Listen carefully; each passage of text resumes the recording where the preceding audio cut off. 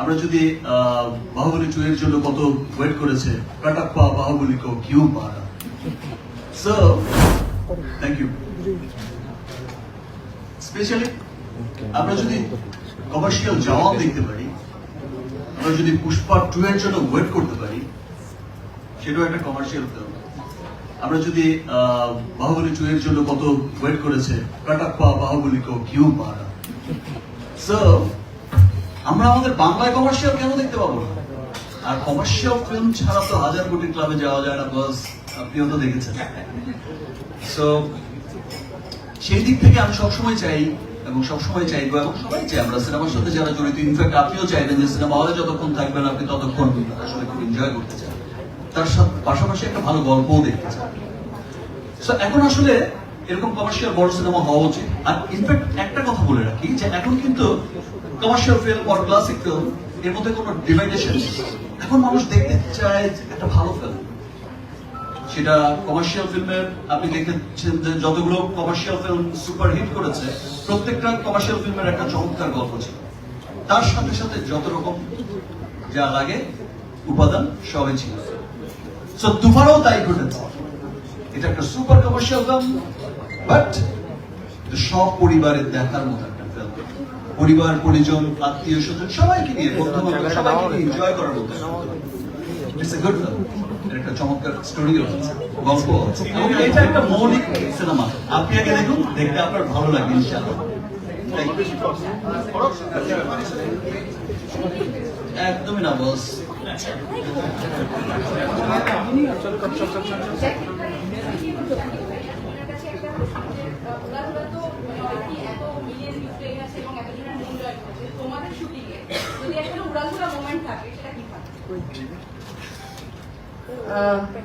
বলো, তুমি বলো।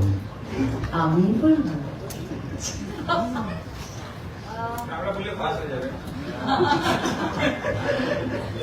উড়াধুরা মানে ফার্স্ট ডে আমি যখন গানটা শুনেছিলাম তখন রাফি ভাই শুনিয়েছিল গানটা আর বলেছিল যে গান সুপারহিট আছে, এটা কিন্তু জোস গান আছে, এটা হিট হবে। তো আমি ভেবেছিলাম উড়াধুরা মানে কি, মানে ফাটাফাটি। আর শুটিং এর এক্সপিরিয়েন্স এটাই বলবো যে গান অনেকদিন পর একটা পেপি সং করছিলাম, ডান্স নাম্বার যেখানে খুব সাজতে পেরেছি, নাচতে পেরেছি। So I was happy in the environment and now I am more happy because সবার এটা এত ভালো লাগবে। আচ্ছা সাকিব ভাইকে আমার একটা প্রশ্ন আছে। রেগে যাচ্ছে কিন্তু শেষ কথাটা আসল মানুষই বলেননি। উড়াধুরা বেবিকে খুব কেন আমি নকল? ও আসল হলে আমি নকল? ও তো ধুমধুম করছে, কখন আসবে আচ্ছা ঠিক ফ্রম দ্য আছে। শুটিং। ওকে, উড়াধুরা বেবিকে ভালো লেগেছে তো? উড়িয়ে দিয়েছে তো? আমাকে ভালো ওদের লেগেছে তো? বলতেই হবে, ওরা কলকাতায় থাকে। পরেই তো বলছি যে আমাকে ভালো লেগেছে তো? দুষ্টু পাঠিয়েছি তো, উড়িয়েছি তো, উড়াধুরা হয়েছে তো। উড়াধুরা গানটা আর শুটিং মুভমেন্ট পুরোটাই ছিল উড়াধুরা। একটা প্রশ্ন করবো, একটা সাকিব ভাইকে একটা প্রশ্ন চাইছি। এটা আমার প্রশ্ন না, আসলে এটা দর্শকদের প্রশ্ন। দর্শকরা সরাসরি জানতে চাইছে কেজিএফ সিনেমাটা দেখেছেন, যখন ওই মেশিন গানের সিনটা হচ্ছিল শুট, আপনার কি দেখে থাকলে ওটা একবার মনে পড়েছিল বা সেটা থেকে কিভাবে আলাদা করতে চেয়েছেন? বস আপনি সিনেমাটা দেখেছেন? না, সিনেমাটা তো এখনো আপনি প্লিজ প্লিজ আজকে তুফানটা দেখুন। অবশ্যই। আপনি দেখবেন দুটার মধ্যে আলাদা আপনি নিজেই করে ফেলবেন। উত্তরটা আপনি সিনেমাতে পাবেন। আর প্রোডিউসারের কাছে আমি উত্তরটা একটু দিই।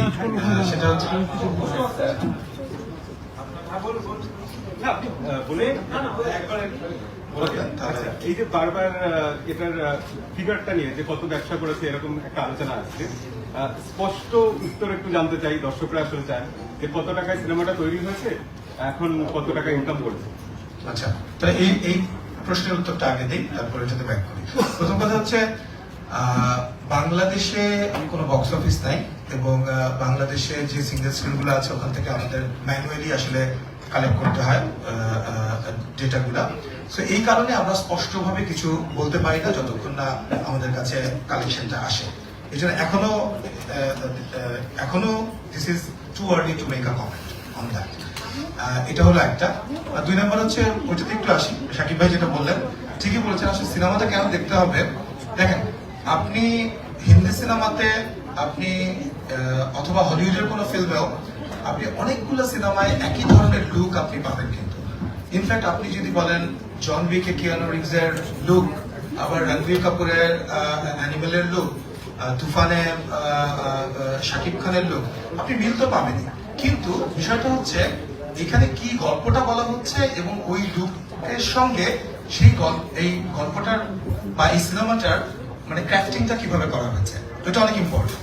তো এটা আপনাদেরকে আমি অ্যাসিওর করতে পারি, যেহেতু কলকাতায় রিলিজ হচ্ছে, আমি জানি কলকাতার দর্শকরা অনেক চমৎকার দর্শক, তারা গল্প ভালোবাসে। সো কমার্শিয়াল ফিল্মের তো আসলে কোনো সংজ্ঞা নাই, আর ডেফিনেশনটা কি এখন, which is commercially viable, right?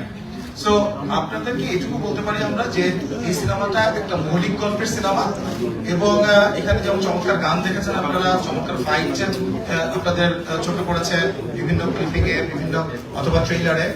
So এটা একটা দুর্দান্ত কম্বিনেশন, আমি বলবো একটা চমৎকার গল্প এবং সেটাকে কমার্শিয়ালি কিভাবে দর্শকের কাছে পৌঁছে দেওয়া যায়। সো সেই অর্থে এটা কমার্শিয়াল ফিল্ম, এন্ড এটা তো প্রমাণও হয়ে গেছে যে it has been commercially viable. Absolutely. Hi. Acha, the two questions already raised. I'm really sorry. Giving a fair opportunity to everybody else. Arkeo?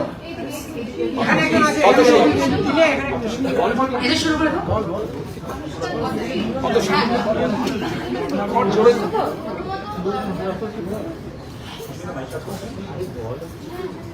Hello, Anushka this side. আমার শাকিব খানের জন্য একটি প্রশ্ন রয়েছে। প্রথমত, মিমি চক্রবর্তীর সঙ্গে কাজ করার এক্সপিরিয়েন্স। দ্বিতীয় প্রশ্ন, বুবলি কি ছবিটা দেখেছেন এবং যদি দেখে থাকেন কি রিয়াকশন? রিয়াকশন তো পেয়ে গেছি আমরা।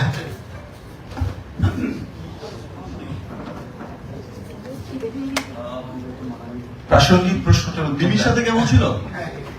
এই যে পাশাপাশি বসে কথা বলছি, এতক্ষণ বোঝা যায়নি যে আসলে না, এটা তো দেখো প্রেস কনে তো সবাই পাশাপাশি বসে কথাই বলবে, মারপিট হলে কি ধরে প্রেসের সামনে করবে? বুঝতে পারেনি যে আসলে ব্যাপারটা কেমন ছিল, ওটা ধরেই ছিল। আর হচ্ছে আর কি দেখেছে আমি তো আমাদের সাথে ছবি দেখা নিয়ে কথা হবে, আর কি ওকে, মুভিং অন। ইয়েস, আচ্ছা, আমার একটা আমরা দুটো নেবো। মাঝখানে আচ্ছা, পিঙ্ক তুফানের Center এ। একটা প্রশ্ন রয়েছে। হ্যালো, আমি Please, বল। তো মিমি দেখতে পাচ্ছ? আরে অতসী বলো মানে তো টিম তুফানের কাছে প্রশ্ন আছে, মিমি চক্রবর্তী এবং শাকিব ভাইয়া যদি এই উত্তরটা দেন যে এখানে যদি আমরা আগে দেখেছি হাওয়া নন্দনে চলেছে কিন্তু সেইভাবে বিজনেস করতে পারেনি, কোথাও সুরঙ্গ তাই, তো সেখান থেকে তুফান এবং